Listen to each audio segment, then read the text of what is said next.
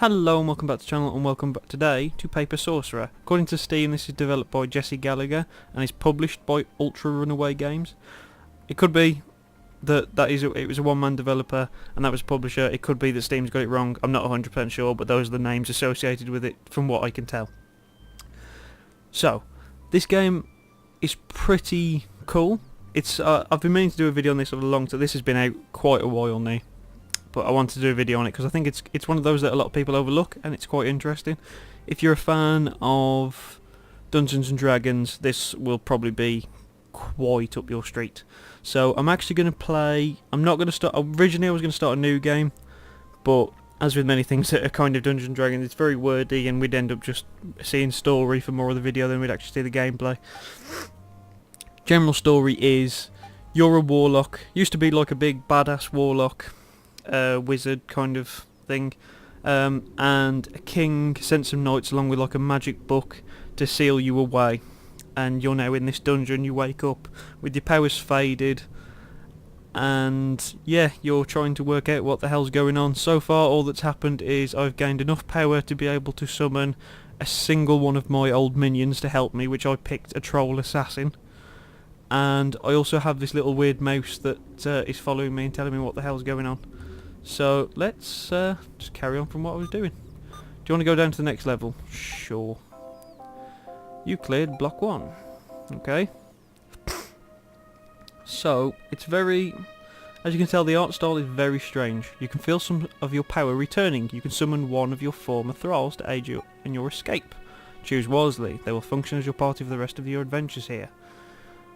So I can now get a second guy. Okay. Well, I've already got an assassin, so a healer might be a good idea. Or some kind of tank. Ooh. What shall we have? I'm thinking some kind of healer. So let's go powerful healing and curses. Let's summon the witch. The witch, a dark mistress of the forest. She has both powerful healing abilities as well as an assortment of dark curses. The witch has some of the most powerful healing skills in the game, but lower HP and poorer armor choices than other healers. She can also have powerful debuff and damage over time abilities as well.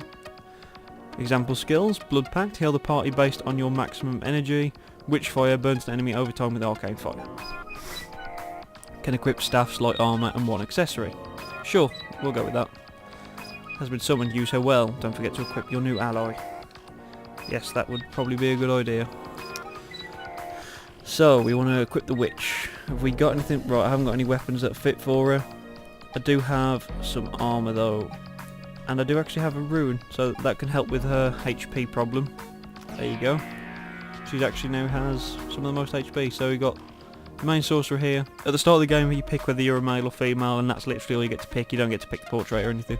A troll and a witch. Okay, let's carry on.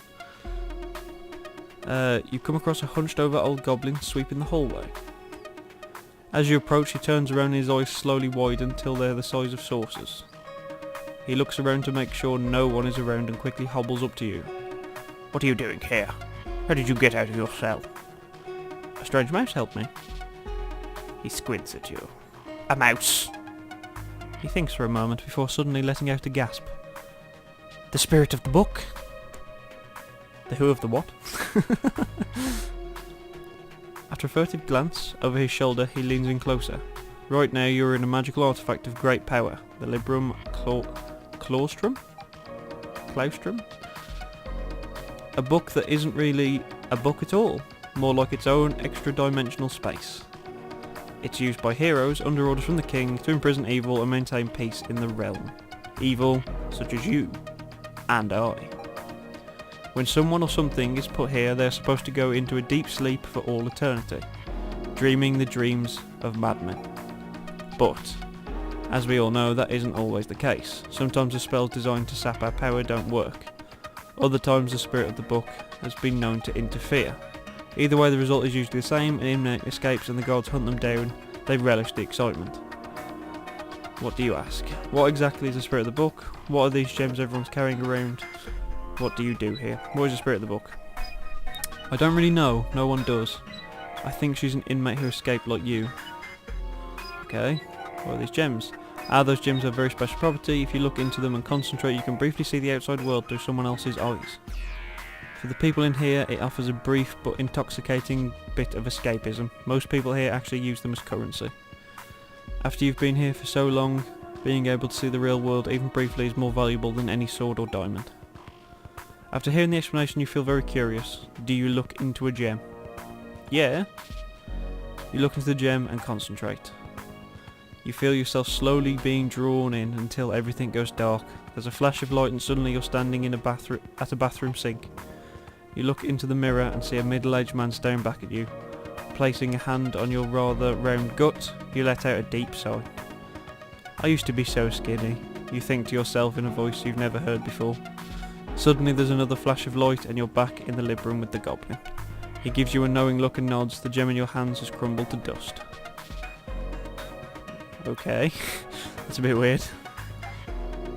I mostly just clean up after the guards. They let me stay out because I repented my evil ways and I make the laundry smell like freshly cut grass. But believe me, if I could I would burn this whole place to the ground.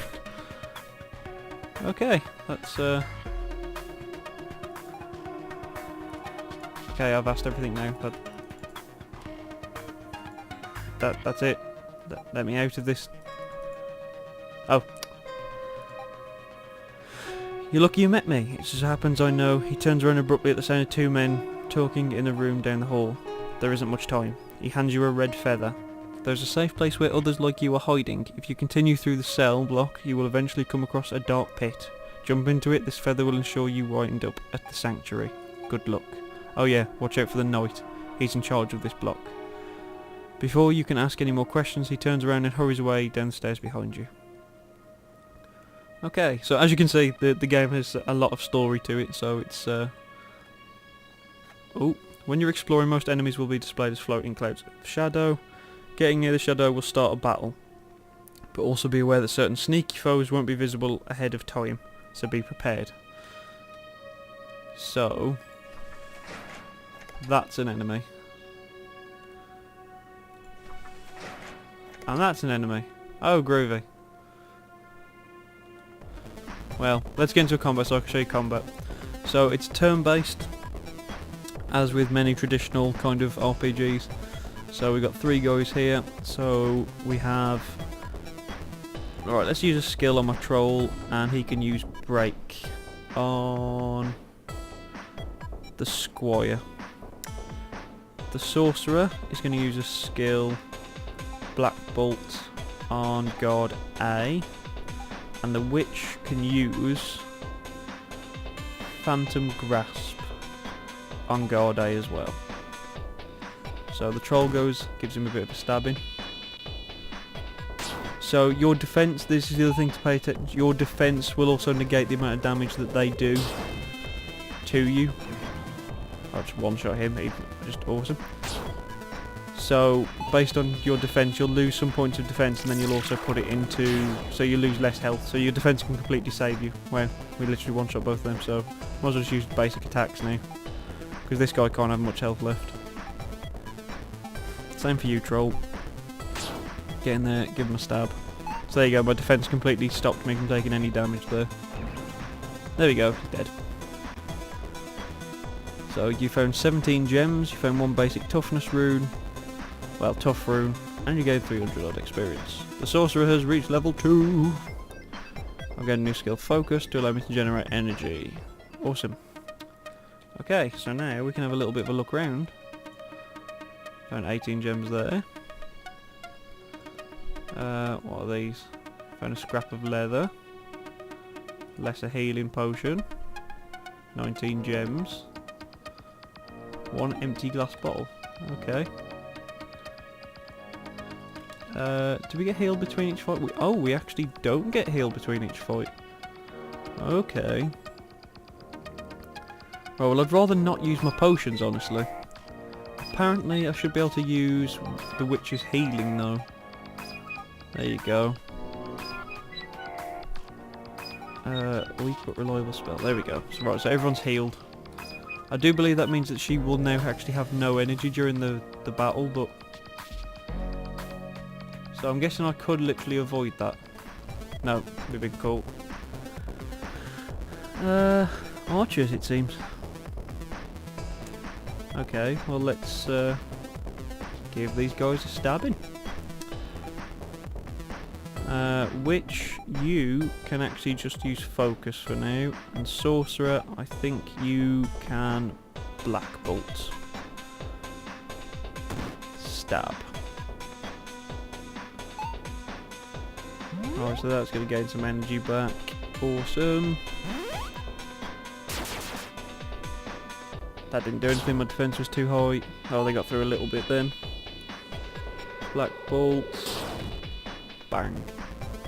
That didn't actually kill him. Sorcerer, you can... I keep going to click the actual enemy, but you can't actually do that. You have to still click the object down here. So, there we go, he's dead. And now we should just kill... Oh no, his defense actually saved him then. There we go, he's dead now. His defense only briefly saved him. I'm getting quite a few little bits of stuff there. Oh, a leather helmet. The troll is now level 3. Awesome. Okay. Sweet, sweet, sweet. Can't see anything here. Aha, here we go. What's this? Gems. Underclothes. Inside the sack, you find a crumpled piece of paper that reads, "From now on, keep your stuff on your side of the room." 2 tobacco leaves. And 25 gems. 1 tobacco leaf. Okay, well let's go just a little bit further. And then I think that'll give you enough time to really kind of guess what this game's pretty much all about. Do you want to go to the next level? Yes, sure. There we go. I cleared level 2. Okay, well, I guess we'll call it there. That seems about the best time to actually do it. So, if you enjoyed this, drop me a like, drop me a comment, and subscribe if you haven't already, of course. So this has been Paper Sorcerer. You can get it ridiculously cheap in most places. I picked this up on Humble Bundle, really cheap. Like, I think this cost me like 60 pence. It was just ridiculously cheap. But it's a good fun little game if you like kind of like the old school RPGs. It's good fun. So yeah, this was just a brief look at it to give you guys a little bit of an idea what it's all about. Hopefully you'll be interested in it. It'd be cool if it's something you dig, because that's what I want to try and do, is just spread the word about these cool little RPGs that I found in places. So yeah, thank you very much, and hopefully I will see you soon. Bye bye.